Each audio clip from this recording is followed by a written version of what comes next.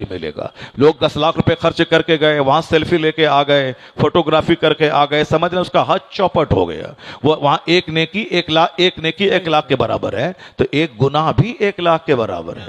वह लोग अपनी खैर मनाए जो उम्रा के लिए गए हैं, अब वहां से पोस्ट भेज रहे हैं, वहां से सेल्फी भेज रहे हैं, वहां से फेसबुक पे अपनी तस्वीरें शेयर कर रहे हैं। पता नहीं क्या दिमाग चौपट हो गया, उल्टा पुल्टा सारा काम हो रहा है। अब जबकि वो यही आके बोलते हैं, क्या बोलते हैं कि साहब अदब का हेस्त ज़ेरे आसमां अज़ अर्श नाजुक तर, नफस गुम करदा मी आयत जने दो बायज़ीद ईजा। यानी हुजूर का दरबार वो मुक़द्दस दरबार है जहां 1,40,000 फरिश्ते रोजाना आते हैं सलाम पेश करने के लिए, और जो चले गए दोबारा नहीं आएंगे।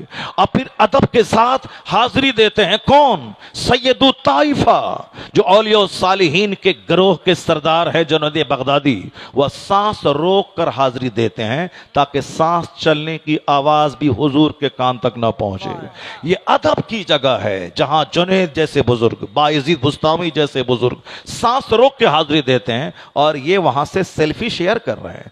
इसलिए आज तो सरकार ताजुल शरिया की बड़ी याद आती है कि हुजूर कुछ दिन और आप बाहयात रह गए होते ताकि खुराफात खत्म हो गया होता, लेकिन आप चाहे पर्दा फरमा गए हैं, लेकिन आपके गुलाम हाजिर हैं। लोग माने या नहीं माने, मगर जो हराम है उसको बोला जाएगा। लोग माने या ना माने, जो गलत है उसको गलत कहा जाएगा। इसलिए आज भी बहुत सारे लोग मुंह देखी बातें करते हैं, दूसरों की मुंह देखी मुंह भराई का काम करते हैं, मगर जो मसलके आला हजरत का वफादार सिपाही है वह मुंह देख के बात नहीं करता है, वह शरीयत के चैप्टर को देख के बात करता है, वह कानून इस्लाम देख के बात करता है। मैं कहा था एक बार लखनऊ में, आज अगर कुछ मजलिसें बची हुई हैं, मैंने तो ऐसे पीर साहबान को देखा जिसके इर्द गिर्द इस कदर वीडियोस, इस कदर कैमरास लगे हुए हैं जैसे कोई बम्बई का एक्टर आ गया हो, और चारों तरफ से फोटोग्राफर उसकी फोटोग्राफी ले रहा हो। निकाह की महफिल में 5 लोग मौजूद हैं, फोटोग्राफर 50 की तादाद में मौजूद है, 50 की तादाद में मौजूद है। मस्जिदों में, मस्जिदों को भी लोगों ने नहीं छोड़ा, मस्जिदों को भी इन आले लहवो लईब से लोगों ने भर दिया, जलसो जुलूस को आले लहवो लईब से भर दिया। मैं कहना चाहता हूं, अभी अगर कहीं कुछ बोलने वाला है, आलिम के जिम्मे है पैगाम सुना देना। किसी की गर्दन में चादर डाल के मस्जिद घुसाना या न किसी नबी पे फर्ज था, न किसी नबी के गुलाम आलिम पे फर्ज है। अंबिया कराम भी सिर्फ अल्लाह का पैगाम सुना देते थे, बाकी उसी करोड़ों में से 2-4 लोग खींच के ईमान लाते थे, कलमा पढ़ते थे। और यही काम अंबिया के वारिसी नाइबीन पर है कि आप अच्छे अंदाज में कुरान पढ़ के सुना दें, मुस्तफा की हदीस पढ़ के सुना दें, लोगों को इस्लाम का कानून बता दें। बस इतना ही आपका काम है। वमा अलैना इल्लल बलाग, यानी हमारे ऊपर में सिर्फ पहुंचा देना, यही है।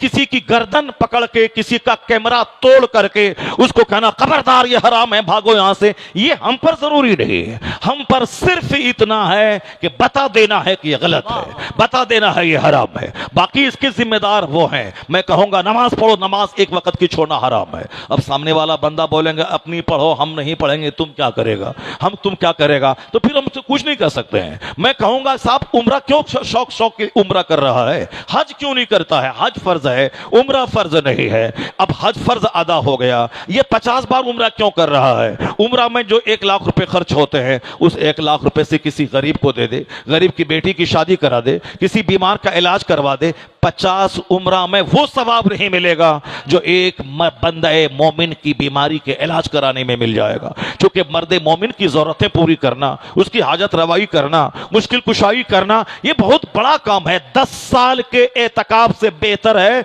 एक मुसलमान के काम आ जाना।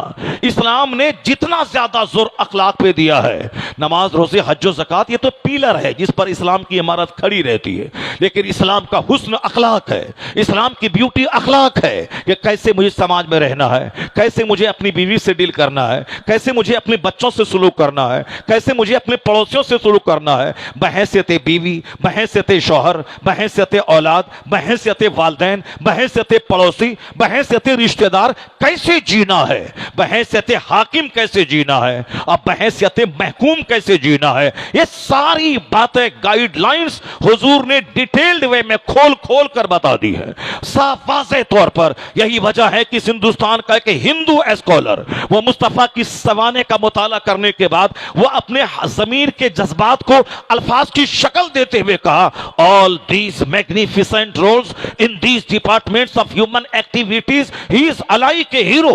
وہ کہتے ہیں کہ دنیا محمد عربی کو نہیں سمجھ پائی ہے. حضور نے جیون کے ہر چھیتر میں جو ہماری نیترتو کی ہے, ہماری رہنمائی کی ہے, جو ہمیں مارگ درشن دکھلایا ہے, اس کو دیکھنے کے بعد میں کہہ سکتا ہوں اس روئے زمین کا ایک لاجواب انسان عبقری شخصیت اگر کوئی ہے تو محمد عربی کی ذات گرامی ہے. یہ ڈاکٹر رام کرشنا جو ایک غیر مسلم ایک ہندو برہمن ہے, انہوں نے کہا ہے بے شمار لچے لفنگے کم پڑھے لکھے لوگ میرے پیغمبر کے خلاف بولتے ہیں, اس کی باتوں کو اس باتوں پہ کان نہیں دھرنا, ان کی باتوں کو خاطر میں نہیں لانا. پڑھے لکھے لوگوں نے جو نبی کی تعریف کہہ دی, جو اپنا دل نکال کے رکھ دیا ہے, اس کو بیان کیجیے, اس کو لوگوں کے سامنے بیان کیجیے, در و دیوار میں اس کو لکھ دیجیے.